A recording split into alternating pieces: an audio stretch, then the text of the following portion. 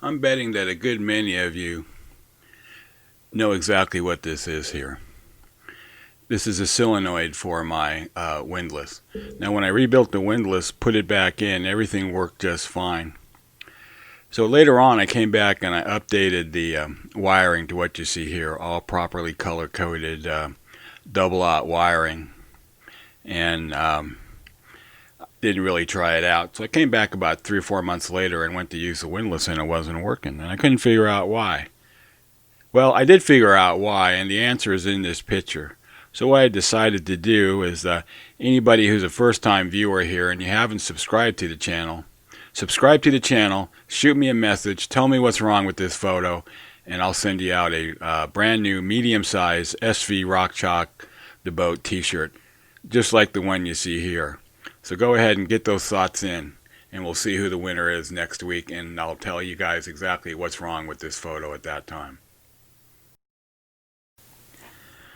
I know on the Morgan Out Islander 41 forums there's always a lot of discussion about what size anchor you can fit on the bow of your boat. So here you see, and this is an 85-pound Mantis anchor, and it fits just fine with the addition of the Mantis anchor guard, which you see right here. So it keeps it snug right up and the point off the bow.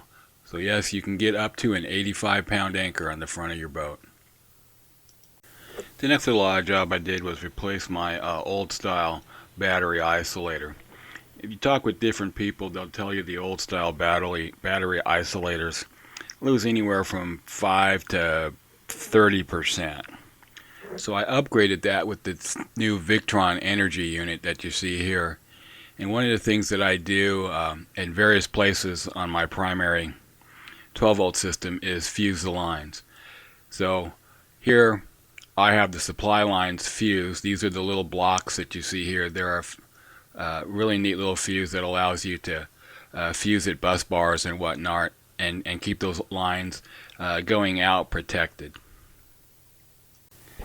Now my next little odd job was to get this swim platform that you see here mounted. If you know anything about the Out Islander 41s, you'll know that the stern falls away from the top, so it's not straight up and down. So you've got to come up with some way of spacing that bottom mount out, which you see right here, so you can end up with the level swim platform. What I decided to do was to make some spacer blocks out of what I used to call heavy duty plastic, or Durlon, which you see here I got from Amazon. Now I took it, cut it into these blocks, stacked them up so they would have these spacers that I could then use to space the swim platform out from the stern of the boat, as you see here. So with that done and mounted, let's move on to the next subject for today's vlog.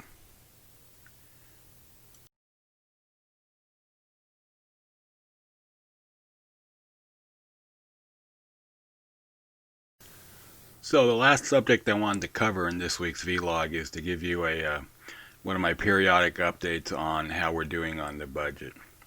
So here's the budget as it stands right now. The big changes from last update was that I have the total amount for the Cimarron Pico system as installed here, which you see is $1,160.47.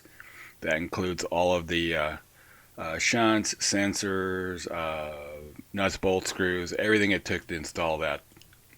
And the other thing I did was I broke out the soundproofing. Since I've ended up buying so many of these about 2.5 foot by 2.5 foot squares of insulation on Amazon, I thought it was important to break that out to its own line item. So what you see here is that it's $243.60.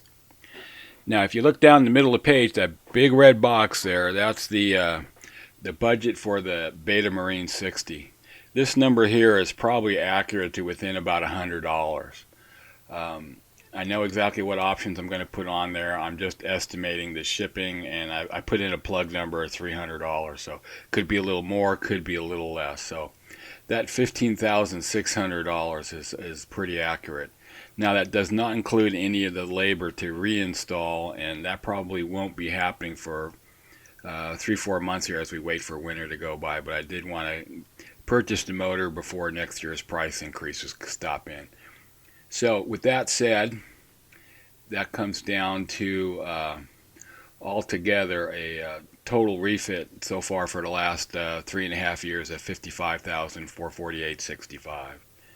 That's a really accurate number. I've kept pretty good track of just about every nuts and bolts that I put in here. So this is where we're at. So everybody, as always, thanks for stopping in.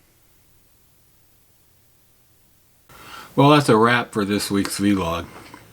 If you made it all the way through here to the end, way to go.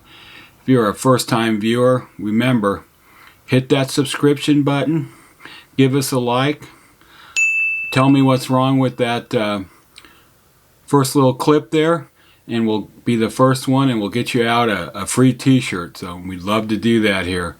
Also, remember to like us on Facebook, and as always, peace and fair winds.